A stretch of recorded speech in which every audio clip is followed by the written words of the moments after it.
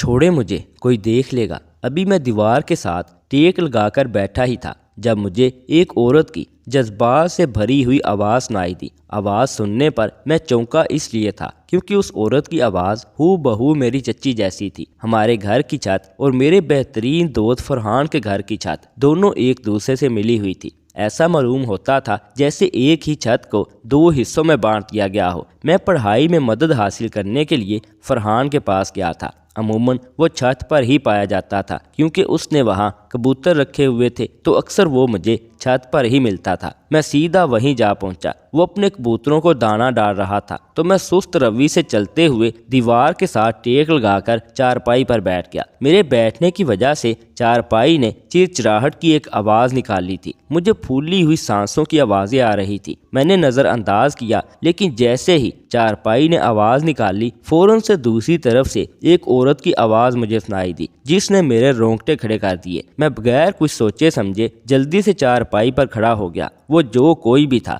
وہ بالکل دیوار کے ساتھ ٹیک لگائے ہوئے تھا۔ میں نے جھانک کر دیکھنا چاہا تو مجھے دو سائے دکھائی دیے جو ایک دوسرے کے بے حد قریب تھے۔ ان میں سے شاید ایک مرد کا سایہ تھا جو میرے اس طرح جھانکنے پر فوراً سے وہاں سے بھاگ گیا تھا۔ میں نے اپنے دوست فرحان کو دیکھا، وہ اچانک اس طرح میرے اٹھ جانے پہ کبوتروں کو دانہ ڈالتے ہوئے بڑی حیرت سے مجھے دیکھ رہا تھا۔ میں نے اسے اوکے کا اشارہ کیا اور اسے تھوڑی دیر انتظار کا کہہ کر فوراً دیوار پر سے کودنے لگا۔ میں جیسے ہی نیچے کودا تو چھت پر مجھے کوئی بھی دکھائی نہ دیا۔ مجھے بہت حیرت ہوئی، حالانکہ میں نے خود آواز بھی سنی تھی اور کسی کو وہاں سے بھاگتے ہوئے بھی پایا تھا۔ ابھی میں ارد گرد کا جائزہ لے ہی رہا تھا جب پائل کی آواز نے مجھے اپنی طرف متوجہ کیا۔ اس سے پہلے کہ میں مڑ کے پیچھے دیکھتا کہ کون ہے، کسی دوشیزہ کا ہاتھ مجھے اپنے کندھے پر محسوس ہوا۔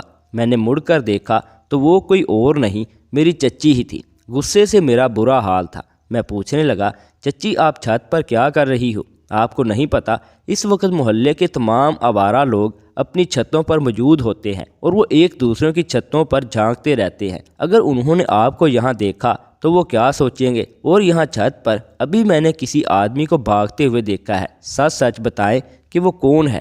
میں غصے سے چچی کی آنکھوں میں آنکھیں ڈال کر دیکھنے لگا تو وہ مسکراتے ہوئے کہنے لگی، تم نے امتحانات کی اتنی ٹینشن لے لی ہے کہ اب تمہیں ایسے منظر دکھائی دینے لگے ہیں جو حقیقت میں موجود ہی نہیں ہیں۔ اچھے سے آرام کرو اور پھر پڑھنا شروع کرنا، میں نیچے جا رہی ہوں کھانا بنانے۔ یہ کہہ کر چچی نے الٹا مجھے ہی غلط ٹھہرا دیا۔ مجھے اپنی آنکھوں پر 100% یقین تھا کہ واقعی میں ہی میں نے یہاں چچی کو کسی کے ساتھ دیکھا ہے، لیکن وہ تو میرے منہ پر ہی اس بات سے انکاری تھی۔ میں ثبوتوں کے بغیر ان پر الزام نہیں لگا سکتا تھا، اس لیے میں نے خاموشی اختیار کر لی۔ اس طرح دیوار پھلانگ کر گھر جانے پر میرا دوست فرحان دیوار سے جھانک کر مجھے دیکھنے لگا اور پوچھنے لگا کہ کیا ہوا۔ میں نے اس سے کہا کہ کچھ نہیں، تو وہ کتابیں اٹھانے کا بول کر دوبارہ چھت پر جا بیٹھا۔ میں کافی دیر وہاں کھڑا سوچتا رہا۔ تبھی میرے دماغ میں ایک تصویر نے مجھے اتنا بے چین کر دیا کہ گزرا ہوا منظر پھر سے آنکھیں بند کر کے سوچنے لگا۔ جب میں آیا تھا تو چچی کا میک اپ بکھرا ہوا تھا۔ کوئی تو مرد یہاں تھا۔ وہ میرے چچا تو ہرگز نہیں ہو سکتے تھے کیونکہ پچھلے 2 دنوں سے وہ دوسرے شہر گئے ہوئے تھے۔ میں بھاگ کر نیچے گیا اور چچی کو بلانے لگا تو دیکھا وہ اپنا منہ دھو رہی تھی۔ میں انہیں بغیر کچھ بولے دوبارہ فرحان کی چھت پر آ کر پڑھنے لگا، لیکن پہلی بار ایسا ہوا تھا کہ میرے سامنے کتابیں کھلی ہوئی تھی اور میرا دھیان کہیں اور تھا۔ میں بار بار اس منظر کو یاد کرنے کی کوشش کر رہا تھا کہ شاید کوئی وہاں تھا اور چچی ہی مجھ سے جھوٹ بول رہی ہے، لیکن پھر میرے دماغ میں ہلکا سا کھٹکا ہوا کہ شاید یہ میرا وہم ہی ہو۔ میں غائب دماغی سے پڑھ رہا تھا۔ جب فرحان نے میرا پڑھنے کا یہ انداز نوٹ کیا اس نے مجھے جھنجھوڑ ڈالا کہ آخر میرا دھیان کہاں ہے۔ میں اس کی طرف متوجہ ہونے کی کوشش کر رہا تھا لیکن ذہن تو 15 منٹ پہلے ہی کہیں بھٹک گیا تھا۔ میں سارا دن فرحان کے ساتھ بیٹھا رہا، پڑھائی میں بالکل بھی دماغ نہیں چل رہا تھا۔ عصر کی نماز کے بعد میں نے اس سے معذرت کی اور اجازت لے کر گھر آ گیا۔ میں گیٹ سے جانے کی بجائے دیوار پھلانگ کر گھر میں داخل ہوا۔ مجھے ایسے محسوس ہوا جیسے چچی کے علاوہ بھی کچن میں کوئی موجود ہے۔ چھپ کر میں وہاں کی آوازیں سننے لگا کیونکہ کھڑکی بند کی ہوئی تھی۔ مجھے لگتا ہے کہ زہیب نے ہمیں چھت پر دیکھ لیا تھا۔ میری چچی نے ڈرتے ہوئے کسی سے استفسار کیا تھا۔ مخالف سمت والا وجود کہنے لگا، مجھے نہیں لگتا کہ اس نے مجھے دیکھا ہوگا۔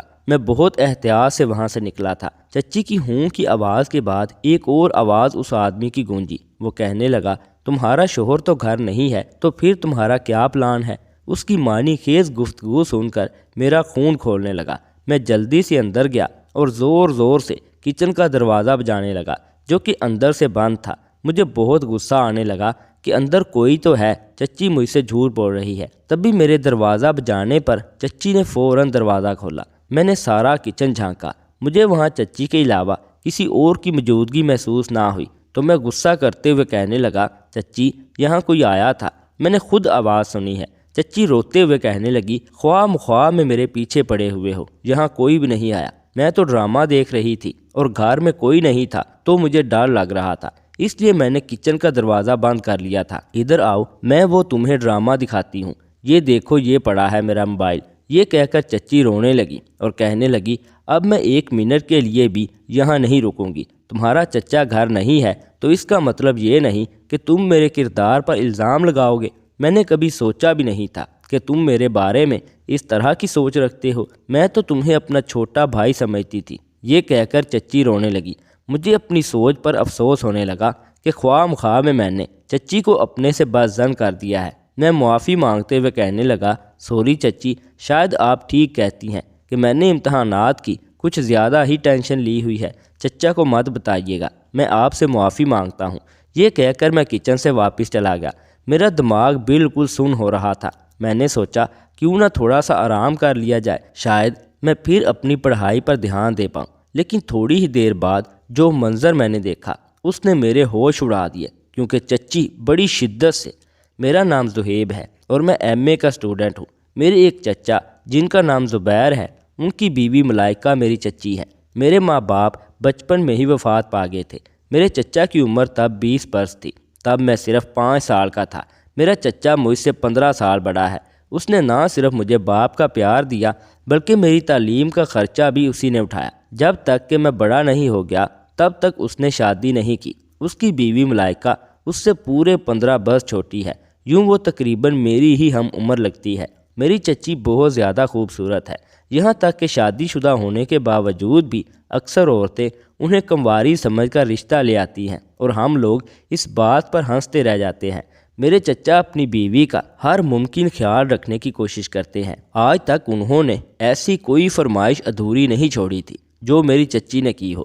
وہ ہم دونوں کا بے حد خیال رکھتے تھے۔ شروع میں تو چچی نے گھر کو بہت اچھے سے سنبھالا، لیکن آج کل ان کا رویہ تھوڑا مشکوک سا ہونے لگ گیا تھا۔ مجھے بہت عجیب لگ رہا تھا، سمجھ نہیں آ رہی تھی کہ آخر ہو کیا رہا ہے۔ میں اپنے امتحانات پر دھیان بھی نہیں دے پا رہا تھا۔ ایسا معلوم ہوتا تھا جیسے مجھے وہم کی بیماری ہو گئی ہو، کیونکہ میں جو کچھ بھی محسوس کرتا تھا چچی اس بات کو ماننے سے ہی انکار کر دیتی تھی۔ ابھی میں سونے کی کوشش کر رہا تھا جب مجھے بیٹھک سے ایک مرد کی آواز سنائی دی۔ دراصل میرے کمرے میں جو اٹیچ باتھ روم تھا اس کا ایک دروازہ بیٹھک میں بھی کھلتا تھا۔ وہاں سے مجھے آوازیں آئیں تو میں چونک گیا کہ چچا کی غیر موجودگی میں کون سا مرد ہے جو بیٹھک میں موجود ہے، اور چچی نے مجھے بھی نہیں بتایا کہ کوئی مہمان آیا ہوا ہے۔ میں دبے پاؤں بستر سے نکلا اور بغیر آواز کیے باتھ روم کی جانب قدم بڑھا دیے۔ بکھری ہوئی سانسیں اور چوڑیوں کی آواز نے مجھے وحشت زدہ کر دیا تھا۔ مجھے خود پر غصہ آنے لگا کہ آخر میں اتنا شکی مزاج کیوں ہو رہا ہوں۔ سمجھ نہیں آ رہی تھی کہ یہ میرا وہم ہے یا حقیقت۔ آخر کوئی مرد تو وہاں موجود تھا اور بار بار کہہ رہا تھا کہ آج رات ہم باہر ملیں گے، اور اب کی بار میں انکار نہ سنوں۔ تمہارا شوہر بھی تو گھر میں موجود نہیں ہے۔ میں چھوٹے چھوٹے قدم اٹھاتا ہوا کمرے سے باہر نکلا اور پھر بیٹھک کی جانب بڑھ گیا۔ ادھر سے کنڈی لگی ہوئی تھی۔ اس بات نے مجھے اور زیادہ بے چین کر دیا۔ تبھی چچی کمرے سے باہر نکلی۔ وہ موبائل پر کسی سے بات کر رہی تھی، شاید دوسری طرف فون پر چچا تھے۔ چچا چچی سے فون پر بات کرتے ہوئے مجھ سے ہاتھ کے اشاروں میں پوچھنے لگی کہ کیا ہوا۔ میں نے نفی میں سر ہلاتے ہوئے کہا، سر میں بہت درد ہے، چائے بنا دیں۔ تو وہ اس بات میں سر ہلاتے ہوئے کچن کی طرف چلی گئی۔ ان کے جاتے ہی میں نے بیٹھک کو اچھے سے دیکھا، وہاں تو کوئی بھی موجود نہیں تھا۔ چچی کے باتھ روم میں پانی نہیں آ رہا تھا تو وہ لوگ آج کل یہی باتھ روم استعمال کر رہے تھے، اس لیے میں نے دوبارہ سوال و جواب کرنا مناسب نہیں سمجھا۔ میں اپنا سر پکڑ کر صوفے پر بیٹھ گیا اور خود کو سمجھانے لگا کہ آخر یہ سب کیا ہو رہا ہے۔ دراصل کالج میں ہمارا ایک گروپ تھا جس میں سارے لڑکے ہی شادی شدہ تھے، اور پھر وہ شادی شدہ زندگی کے بارے میں ہمیں ہر بات بتایا کرتے تھے، یہاں تک کہ وہ سوشل ایپ سے ایسی ویڈیوز بھی بھیجا کرتے تھے۔ کئی بار دل میں یہ خواہش جاگی کہ میں بھی شادی کر لوں، کیونکہ چچا بھی تو کافی بار مجھے شادی کا کہہ چکے تھے، حالانکہ وہ ہمارا سارا خرچہ اٹھانے کو تیار تھے، لیکن میں ان پر مزید بوجھ نہیں ڈالنا چاہتا تھا، اس لیے میں نے دل پر قابو رکھا ہوا تھا۔ شاید ایسی ویڈیوز دیکھ کر مجھے اب ہر جگہ ویسی آوازیں سنائی دیتی تھی۔ میں اپنی سوچ اور وہم دونوں سے بہت تنگ آ چکا تھا۔ میں نے اب سوچ لیا تھا کہ اب میں چچی کو رنگے ہاتھوں پکڑوں گا۔ چچی چائے بنا رہی تھی تو میں نے ان سے کہا، چچی اگر تکلیف نہ ہو تو چائے کے ساتھ مجھے سینڈوچ بھی بنا دیں، مجھے بھوک بھی بہت لگ رہی ہے، شاید بھوک کی وجہ سے سر میں درد ہو رہا ہے۔ چچی نے مسکرا کر اس بات میں سر ہلایا، جبکہ میں چچی کو مصروف دیکھ کر سارے گھر کا جلدی جلدی معائنہ کرنے لگا۔ پھر خیال آیا کہ ہو سکتا ہے جس شخص کی چچی کے ساتھ آوازیں آ رہی تھی اس کو چچی نے اپنے کمرے میں چھپایا ہو۔ جلدی سے چچی کے کمرے کی طرف گیا، ارد گرد دیکھا، وہاں پر کوئی بھی نہیں تھا۔ میں واپس پلٹ ہی رہا تھا جب اچانک سے میری نظر سامنے بیڈ کی سائڈ ٹیبل پر پڑی، جہاں ایک مردانہ گھڑی پڑی ہوئی تھی جو نہ تو چچا کی تھی اور نہ ہی میری تھی۔ مجھے شک سا ہوا اور پھر میں نے ثبوت تلاش کرنا شروع کر دیا۔ مجھے معلوم تھا کہ چچی کچن میں ہے۔ میں نے وہ گھڑی ہاتھ میں پہنی اور دبے پاؤں بغیر جوتے پہنے آہستہ سے کچن میں گیا، اور پھر زندگی میں پہلی بار اخلاقیات کو ایک طرف رکھتے ہوئے میں نے چچی کی کمر میں بازو حائل کیے تو وہ چونک گئی، لیکن گھڑی کو دیکھتے ہی پھر سے مطمئن ہو کر کھڑی ہوگی اور کہنے لگی، ابھی تو ملاقات کی تھی، تم پھر آ گئے، پلیز جاؤ یہاں سے، زہیب جاگ رہا ہے، اگر اس نے دیکھ لیا تو وہ کیا سوچے گا، جلدی جاؤ تم۔ میں نے کہا تو ہے رات کو باہر ملیں گے، گھر میں اس طرح کے کام ٹھیک نہیں لگتے، اگر کسی نے دیکھا تو بہت بڑا تماشا کھڑا ہو جائے گا، میرے شوہر واپس آ جائے پھر میں ان سے بات کرتی ہوں، فی الحال تم جاؤ۔ اس دوران چچی اتنی مدہوش ہو رہی تھی کہ انہوں نے پیچھے مڑ کر دیکھنا بھی مناسب نہ سمجھا۔ مجھے بہت غصہ آیا، میں پلک جھپکتے ہی کچن سے باہر نکل گیا، یوں میری چچی کو معلوم ہی نہ ہو سکا کہ وہ کون تھا جس سے انہوں نے اتنی باتیں بولی۔ اب میرا شک یقین میں تبدیل ہو گیا تھا کہ وہ جس غیر مرد کے ساتھ تعلق میں تھیں وہ کون ہے۔ میں نے ارادہ بنا لیا کہ میں سب کچھ چچا کو سچ سچ بتا دوں گا، لیکن میرے پاس ثبوت نہیں تھے۔ میں نے خود پر جبر کیا اور کمرے میں آ کر لیٹ گیا۔ تبھی چچی میرے کمرے میں داخل ہوئی، ان کے ہاتھ میں ایک چائے کی پیالی تھی۔ میں نے جان بوجھ کر وہ گھڑی والا ہاتھ چچی کی طرف کیا اور چائے لینے لگا۔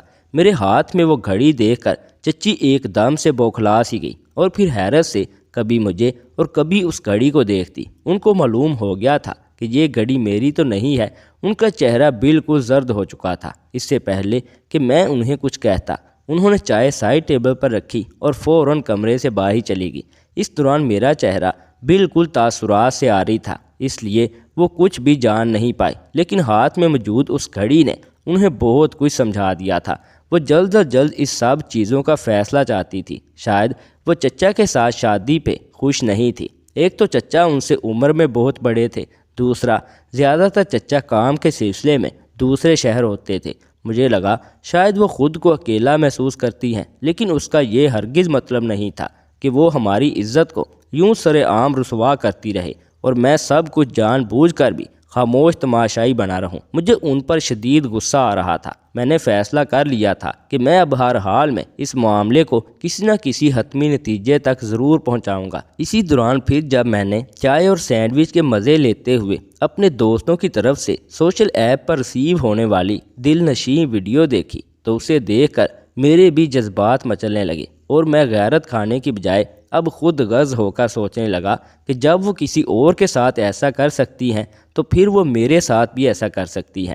چچا مجھ پر اعتماد کرتے ہیں، یوں ان کو مجھ پر کبھی شک بھی نہیں ہوگا۔ میں اٹھا اور پھر جذبات پر قابو پاتے ہوئے چچی کے کمرے میں گیا۔ ان کے کمرے کا دروازہ تھوڑا سا کھلا ہوا تھا تو میں وہاں سے جھانک کر دیکھنے لگا۔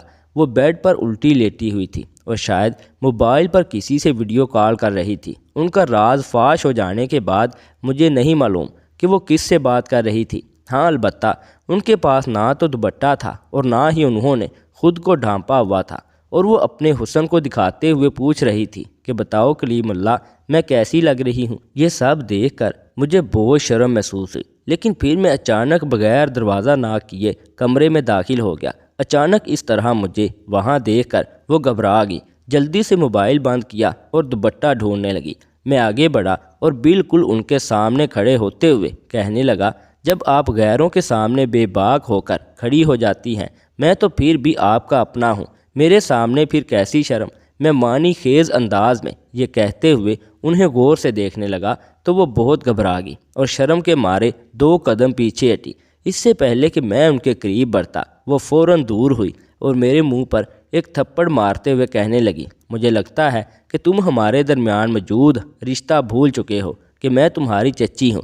بے شک عمر میں تم سے چھوٹی ہوں، لیکن میرا عہدہ تم سے بڑا ہے۔ آئندہ اس رشتے کی حد کو پار کرنے کی کوشش کی تو میں تمہاری شکایت تمہارے چچا سے کر دوں گی، سمجھے تم؟ یہ کہہ کر وہ وہاں سے جانے لگی جب میں نے اس کا سفید ہاتھ تھام لیا۔ میرا سانولا ہاتھ اس کے سفید ہاتھ میں بڑا ہی عجیب لگ رہا تھا۔ میں نے جلدی سے ہاتھ چھوڑا اور پھر کہنے لگا، کیا آپ مجھے دھمکی دے رہی ہیں؟ میرے پاس ثبوت ہے کہ آج کل آپ کسی اور سے ملتی ہیں، اور یہاں تک کہ ان کے سامنے آپ یہ دوپٹہ یا لباس پہننے کا بھی تکلف نہیں کرتی۔ یہ کہہ کر میں ان کے ارد گرد گھومنے لگا۔ میں چاہتا تھا کہ جلدی جلدی وہ اس راز کا اعتراف کر لے، لیکن شاید وہ مجھ سے بھی زیادہ ضدی اور ڈھیٹ تھی۔ تبھی وہ کہنے لگی کہ آج تک میرے شوہر کے علاوہ مجھے کسی نے بھی نہیں چھوا، تمہاری ہمت کیسی ہوئی مجھے ہاتھ لگانے کی؟ میں ابھی تمہارے چچا سے تمہاری شکایت کرتی ہوں، تمہارے پاس ثبوت ہو تو اسے دکھا دینا۔ یہ کہہ کر وہ ڈٹائی سے کمرے میں سے جانے لگی تو میں کہنے لگا کہ چچا نے یہ گھر اور یہ ساری دولت جائیداد میرے نام کر رکھی ہے، میرے ساتھ اس رشتے میں تمہیں بہت فائدہ ہے، دوسرا کسی کو ہم پر شک بھی نہیں ہوگا۔ یہ کہہ کر میں اس کی طرف بڑھا تو ایک لمحے کے لیے وہ بھی چونک گئی اور جہاں کھڑی تھی وہیں کھڑی رہی۔ شاید وہ میرے کہے گئے اس جملے پر غور کر رہی تھی۔ کہنے لگی، ٹھیک ہے، اس بارے میں سوچا جا سکتا ہے، لیکن فی الحال تم میرے کمرے سے جاؤ، مجھے تم سے کوئی بات نہیں کرنی۔ یہ کہہ کر وہ باتھ روم میں گھس گئی تو میں بھی کمرے سے نکل آیا۔ مجھے شدید دکھ ہوا کہ وہ میرے چچا کو دھوکہ دینے کو تیار تھی۔ مجھے اس بات کا بھی علم ہو چکا تھا کہ ابھی وہ ہوٹل میں کسی آدمی سے ملنے جا رہی ہیں، کیونکہ آج 14 فروری تھی۔ میں جلد از جلد چچی کو اس گناہ سے بچانا چاہتا تھا۔ میں اپنی عزت کسی اور کے ہاتھوں میں نہیں دیکھ سکتا تھا۔ میرا دماغ پھٹ رہا تھا جب سے اس بات کا علم ہوا تھا کہ وہ کسی کے ساتھ رشتے میں ہے، وہ ناجائز رشتہ جس کی اسلام میں دور دور تک بالکل اجازت نہیں۔ وہ تو شادی شدہ ہو کر یہ کام کرنے جا رہی تھی۔ میرا دل چاہ رہا تھا میں انہیں سولی پر لٹکا دوں۔ میں نے پلان بنا لیا کہ میں انہیں رنگے ہاتھوں پکڑ لوں گا۔ ہوٹل کا بھی مجھے معلوم ہو چکا تھا۔ تھوڑی ہی دیر بعد چچی میرے کمرے میں یہ دیکھنے آئی کہ میں سو چکا ہوں یا نہیں، تو میں فوراً سونے کی اداکاری کرنے لگا۔ ہم نے آدھا گھنٹہ پہلے ہی کھانا کھایا تھا۔ انہوں نے جس دودھ میں نیند کی گولیاں ملائی تھی وہ دودھ میں نے پانی میں بہا دیا تھا۔ اب میں ایسے دکھا رہا تھا جیسے میں گہری نیند میں سو رہا ہوں۔ میں نے چچی کو دیکھا تو وہ بے حد پیاری لگ رہی تھی اور دلہن کی طرح تیار تھی۔ مجھے بہت دکھ ہوا کہ جب چچا کو معلوم ہوگا کہ ان کی بیوی ایسے کارنامے کر رہی ہے تو ان کے دل پر کیا گزرے گی، کیونکہ وہ اپنی بیوی سے بہت محبت کرتے تھے۔ پھر چچی گھر سے باہر نکلی اور مجھے کار کا دروازہ بند ہونے کی آواز سنائی دی۔ یقیناً وہ اسی لڑکے یعنی کلیم کی کار ہی ہوگی۔ پھر جیسے ہی وہ کلیم اللہ کی کار میں بیٹھ کر محلے سے نکلی تو میں نے بھی اپنی بائک ان کے پیچھے ہی دوڑا دی۔ میں نے گاڑی میں جانے کی بجائے بائک پر جانا اس لیے مناسب سمجھا تاکہ ان کو شک نہ ہو کہ کوئی ان کا پیچھا کر رہا ہے۔ دراصل یہ بائک میرے دوست فرحان کی تھی۔ اتفاقاً آج وہ میرے پاس ہی تھی اور دوست ہونے کے ناطے اس نے کبھی بھی مجھے کسی چیز سے انکار نہیں کیا تھا۔ خیر، پھر پیچھا کرنے کے دوران وہ کار ایک ہوٹل پر جا کر رک گئی۔ وہ ہوٹل ایک ویران جگہ پر تھا اور وہاں اکثر اس طرح کے کیسز ہوتے رہتے تھے۔ یہ سب میں اس لیے جانتا تھا کیونکہ یہ ہوٹل میرے کلاس فیلو کے والد کا تھا اور اس جاسوسی میں میرے ساتھ میرے دوست کی مدد بھی مجھے حاصل تھی۔ اس لیے میں نے پہلے سے ہی طے کر لیا تھا کہ جیسے ہی یہ دونوں ہوٹل پہنچے تو میں سب سے پہلے ان کے کمرے والی کھڑکی سے جھانک کر ان کی ویڈیو بناؤں گا اور پھر کھڑکی سے کود کر ہی چچی کو اس ہونی سے بھی روک لوں گا۔ مجھے معلوم تھا کہ انہوں نے جو ایڈوانس میں کمرہ بک کیا ہے وہ کون سا ہے اور وہاں کی کھڑکی سے میں کیسے ویڈیو بنا سکتا ہوں۔ یہ سب میرے اس کلاس فیلو کی مدد کی وجہ سے ممکن ہو پا رہا تھا، لیکن وہ نہیں جانتا تھا کہ میں کیا کرنے والا ہوں۔ لیکن وہ مجھ پر بھروسہ کرتا تھا، اس لیے اس نے مجھے اپنے باپ سے اجازت دلوا دی تھی، کیونکہ اس کے بابا ہی اس ہوٹل کے اونر تھے۔ پھر جیسے ہی وہ دونوں کمرے میں آئے، میں نے بھی کھڑکی کا ایک کونا سنبھال لیا۔ کھڑکی کے آگے چھوٹی سی بالکنی تھی۔ مجھے ویڈیو بنانے میں کوئی مشکل پیش نہیں آنی تھی، کیونکہ سب کچھ پہلے سے ہی سیٹ تھا۔ کلیم اللہ نے میری چچی ملائکہ کو گلے سے لگایا اور پھر اس کا پہنا ہوا عبایا اتارنے لگا۔ غصے سے میرا دماغ پھٹ رہا تھا۔ ہمارے گھر کی عزت اور کسی کے ساتھ اس حالت میں دیکھ نہیں پا رہا تھا، لیکن ثبوتوں کا ہونا بھی بہت ضروری تھا۔ تبھی جب وہ دونوں ہوش و حواس سے بیگانہ ہوئے تو میں نے وہ ویڈیو اچھے سے ریکارڈ کر لی، اور پھر اس سے پہلے کہ میں اس کمرے میں داخل ہوتا اور چچی کو اس کام سے روکتا، چچی کا فون بج اٹھا۔ انہوں نے فوراً کلیم اللہ کو سائڈ پر دھکیلا اور پھر جلدی سے کال اٹینڈ کرنے لگی۔ شاید چچا کی کال تھی۔ ہم دونوں کو گھر نہ پا کر وہ بے چین ہو چکے تھے اور مسلسل کال کر کے پتہ معلوم کر رہے تھے کہ ہم دونوں آخر ہیں کہاں۔ گھر کو یوں اکیلا چھوڑا ہوا ہے۔ وہ پریشان ہو رہے تھے۔ ان کو نہیں معلوم تھا کہ ایک اور مصیبت ان کا بے صبری سے انتظار کر رہی ہے۔ چچی کو اس حالت میں دیکھ کر میں خود پر کنٹرول نہیں کر پا رہا تھا، کیونکہ وہ تو میرے ساتھ بھی رات گزارنے کے لیے حامی بھر چکی تھی۔ چچا کا فون سن کر چچی نے موبائل ایک سائڈ پر رکھا اور خود ہی کلیم اللہ کو کھینچ کر پھر سے پہلے جیسی حالت میں مگن ہو گئے۔ اس سے پہلے کہ میں کھڑکی پھلانگ کر اندر اترتا، کلیم اللہ کی نظر مجھ پر پڑ گئی، اور پھر وہ تیزی سے خود کو ڈھانپ کر میری طرف بڑھا اور اوپر منہ کر کے مجھے کہنے لگا، مجھے معلوم ہے تم ہماری ویڈیو بنا رہے ہو۔ اچھا ہے، اس سے بہترین حال کوئی موجود ہی نہیں ہے کہ تمہارا چچا اس کو طلاق دے دے اور آسانی سے میں اسے اپنی زندگی میں شامل کر لوں، کیونکہ میرے بچوں کو ایک ماں کی ضرورت ہے۔ کلیم اللہ شادی شدہ تھا۔ اس کی بیوی بچوں کی پیدائش کے دوران وفات پا گئی۔ اس کے 2 جڑواں بیٹے تھے اور میری چچی بھی پچھلے 10 سالوں سے بے اولاد تھی۔ شاید بچوں کی کشش کی وجہ سے وہ کلیم اللہ کی طرف متوجہ ہو چکی تھی۔ چاچی مجھے وہاں دیکھ کر گھبرائی نہیں، بلکہ کانفیڈنس کے ساتھ بیڈ کی چادر اپنے ارد گرد لپیٹ کر کھڑی ہو گئی۔ ان کی اس ڈٹائی پر میں حیران ہو کر ان کو دیکھنے لگا۔